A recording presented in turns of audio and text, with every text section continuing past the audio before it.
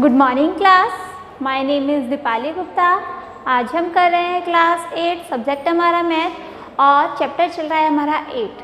देखिए चैप्टर 8 में 8.2 तक हमने फर्स्ट टर्म के एग्ज़ाम से पहले कर लिया था। आई होप आपको सभी को बहुत अच्छे से समझ में आया होगा। आज हम स्टार्ट कर रहे हैं अपना न्यू चैप्टर, न्यू एक्सरसाइज 8.3। ठीक है, इसमें हमें देखिए सबसे पहले निकालना क्या है, हमें निकालना है चक्रवर्ती ब्याज। ठीक है, तो हमें इनके फॉर्मूले याद होने चाहिए। तो सभी बच्चे सबसे पहले फॉर्मूला लिखिए। देखिए मेन इसमें दो फॉर्मूले हैं, एक तो है आपका A बराबर P। A हमारा यहाँ मिश्रधन है, P हमारे यहाँ मूलधन है। ठीक है, A बराबर P 1 प्लस ये आपका R हो जाता है, यहाँ पे 100 आता है एंड यहाँ पे N। ठीक है, एक होता है आपका CI यानी चक्रवर्ती ब्याज बराबर A माइनस P। क्लियर, ये दो फॉर्मूले हैं जो हम इस पूरी एक्सरसाइज में यूज़ करने वाले हैं। तो सभी बच्चे सबसे पहले इन दोनों फॉर्मूले को अपने जब आप ये चैप्टर स्टार्ट करें उससे पहले लिख लेना। चलिए स्टार्ट करते हैं हम। क्वेश्चन नंबर 1 क्या है, सभी बच्चे क्वेश्चन निकालिए। निम्नलिखित के कुल राशि पर एवं चक्रवर्ती ब्याज ज्ञात कीजिए। देखिए हमें कुल राशि यानी मिश्रधन निकालना है और ब्याज निकालना है। तो क्वेश्चन नंबर ए जो है हमारा, क्वेश्चन नंबर फर्स्ट का ए क्या कह रहा है कि 10,800 पर 3 वर्ष के लिए 10,800 ये क्या है हमारा P मूलधन, क्या है मूलधन P बराबर 10,800। फिर बोला है 3 वर्ष, वो क्या है हमारी समय N बराबर 3 वर्ष। फिर बोला गया है वार्षिक ब्याज दर कितनी है हमारी 12 सही 1/2। दैट मीन्स कि जो हमारा R था कैपिटल R जिसे रिप्रेजेंट करते हैं हम कैपिटल R से, R कितना था हमारा 12 सही 1/2%। आप चाहो तो इसको क्या कर सकते हो, ये मिक्स फ्रैक्शन में है तो इसको इम्प्रॉपर फ्रैक्शन में चेंज कर लीजिए। 12 दूनी 24 और 1 25, ये आ गया। क्लियर, चलिए अब क्या करना है, हमें कुल राशि निकालनी है। क्या निकालनी है, कुल राशि। क्या फॉर्मूला होता है कुल राशि का, देखिए सबसे पहले ये देखिए कि हम इसे रिप्रेजेंट किससे करते हैं, A से। A बराबर फॉर्मूला मैंने अभी आपको बताया था, क्या P 1 प्लस R अपॉन 100 और यहाँ पे N। अब वैल्यू को इसमें रख दीजिए। P बराबर कितना है, मैंने सब यहाँ लिख रखा है। R कितना है हमारा, देखिए 25 तो हम यहाँ 2 नीचे लिख देंगे इंटू 100 और N कितना है 3 वर्ष। क्लियर है, इतना सभी बच्चों को समझ में आ गया। चलिए अब इसे सॉल्व करते हैं। कैलकुलेशन आप सभी को आती होगी, क्या हो जाएगा ये 1 प्लस 25 अपॉन 200, क्योंकि हमने क्या करा इसकी मल्टीप्लाई कर दी। अब एलसीएम ले लेते हैं, मतलब कि 200 एकम 200 और 25 225। आप चाहो तो इसे इस तरीके से भी डिवाइड कर सकते हो। 25 बन जाए 25 और 25 चौका 200, सॉरी 8। ठीक है, 25 का जब हम टेबल पढ़ते हैं तो 8 टाइम जाता है, सभी को पता होगा है ना। तो यहाँ क्या आ गया हमारा 1 प्लस 1 सही 1/8 3। आगे का मैं यहाँ कर रही हूँ, ध्यान दीजिएगा सभी। क्या है 10,800, 8 1 8 और प्लस 1 9 अपॉन 8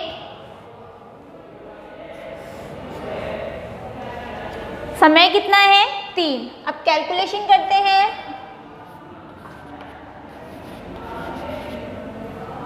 क्या कर सकते हैं, इसे 3 बार लिख लीजिए।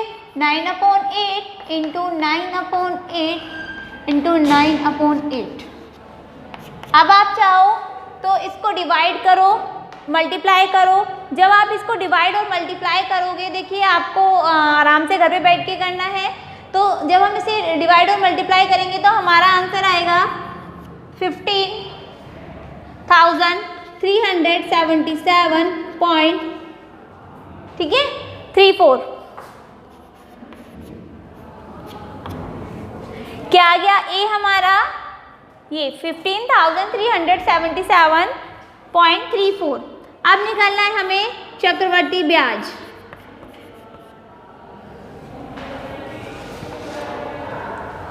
चक्रवृद्धि ब्याज कैसे निकालते हैं, ए माइनस पी। ए कितना है 15,000 माइनस पी कितना था हमारा 10,800। अब माइनस करेंगे, जब हम इसे माइनस करेंगे तो क्या आ जाएगा, देखिए सिंपल है 0.34 तो हमारा पॉइंट से वही है 7 7 13 में से 8 गए, कितने बचे हमारे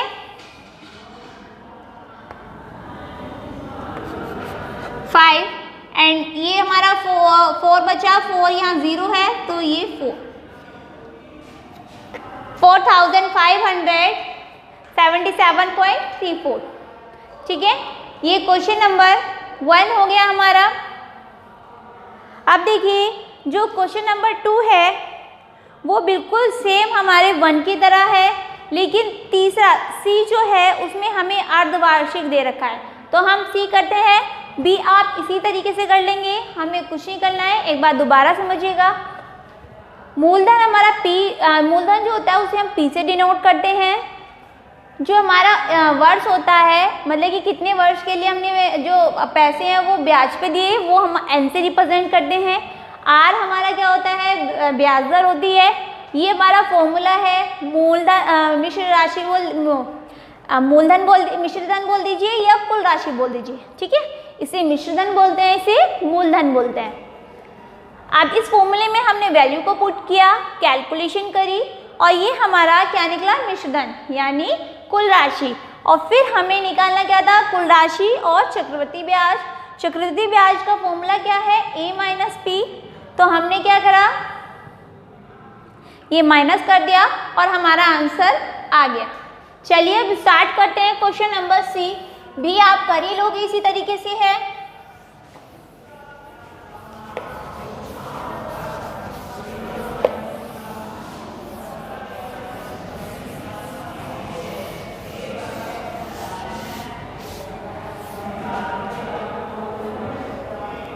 देखिए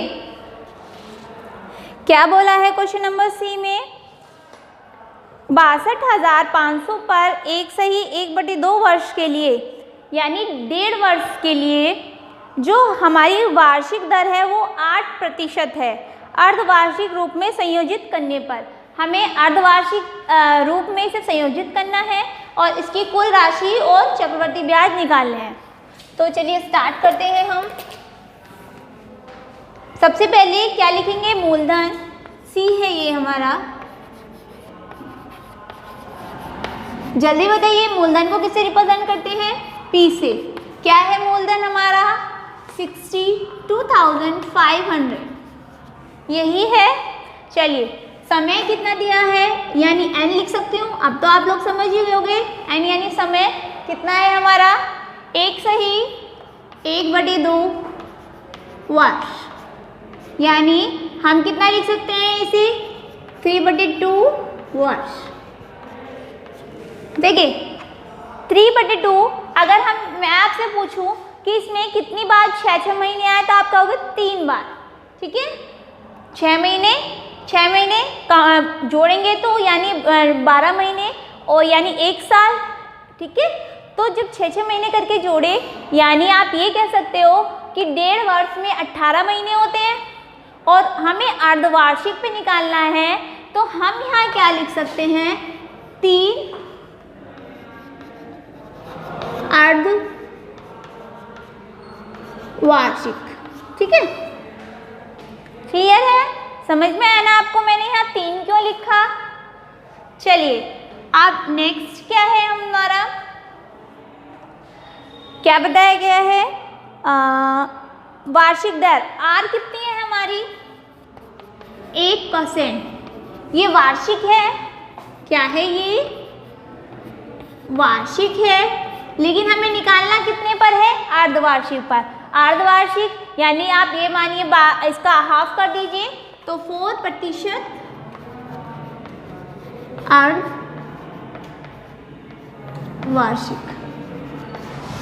क्लियर है। चलिए अब करना क्या है, हमें फॉर्मूला है, फॉर्मूले में वैल्यू रख देते हैं। क्या फॉर्मूला है, कुल राशि किससे रिप्रेजेंट करते हैं, कुल राशि को ए से। ए बराबर कितना है हमारा, देखिए पहले फॉर्मूला लिख देते हैं, 1 + R/100/n। पी कितना है हमारा, 62,500। आप देखिए R की जगह 4 रखेंगे और N की जगह क्या रखेंगे हम,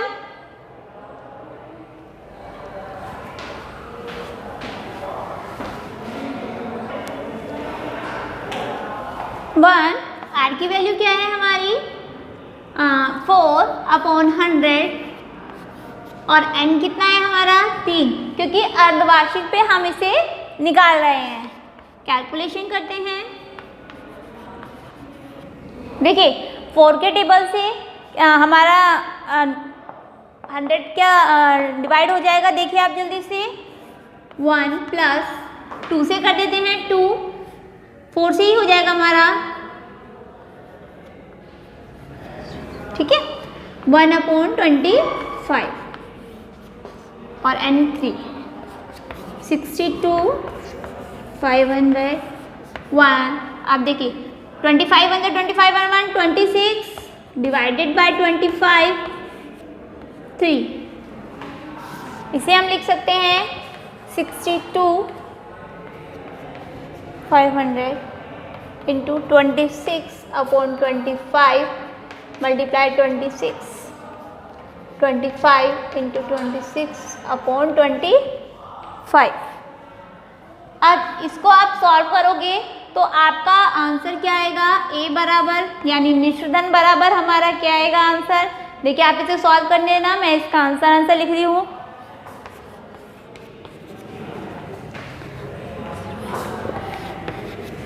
ठीक है, हम सॉल्व करेंगे तो ये हमारा आंसर आ जाएगा। अब निकालना क्या है हमें, CI यानी चक्रवर्ती ब्याज। फॉर्मूला क्या होता है, A - P।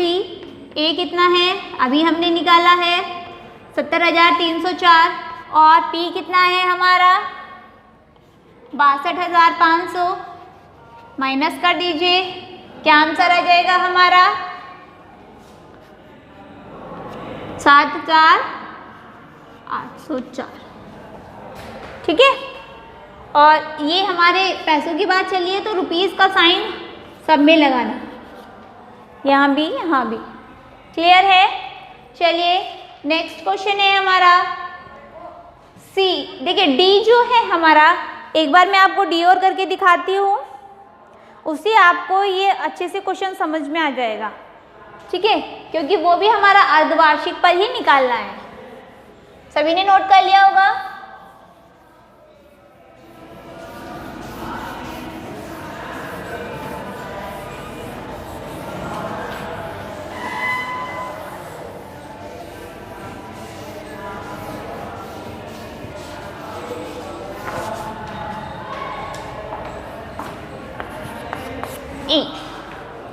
सॉरी डी करना था हमें।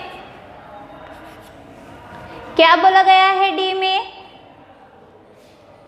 8,000 पर एक वर्ष के लिए 9% वार्षिक दर से अर्धवार्षिक रूप से संयोजित करने पर आप सत्यापन करने के लिए साधारण ब्याज। अच्छा, ये तो उसमें हमें हिंट दे रखा है, लेकिन देखिए इसमें बोला क्या गया है P बराबर 8000।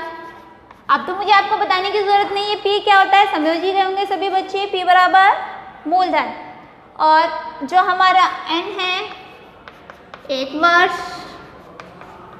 देखिए 1 वर्ष है तो 1 वर्ष को हम क्या लिख सकते हैं, 2 अर्ध वर्ष, ठीक है, यानी 6 महीने और 6 महीने। फिर हमें दिया है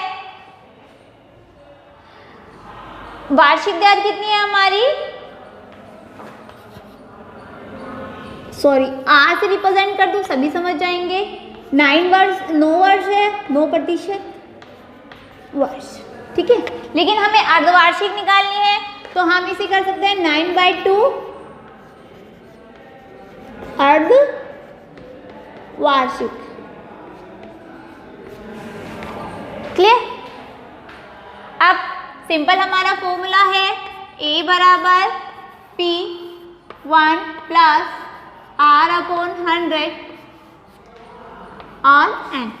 P की वैल्यू 8000, 1 R की वैल्यू हमारी 9/2 इंटू 100, क्योंकि नीचे हमारा 100 है, और N की वैल्यू 2।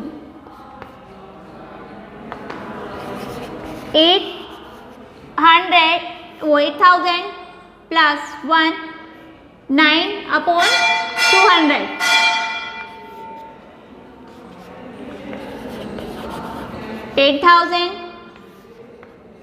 इसकी जब हम एलसीएम लेंगे तो क्या आएगा, 209/200 2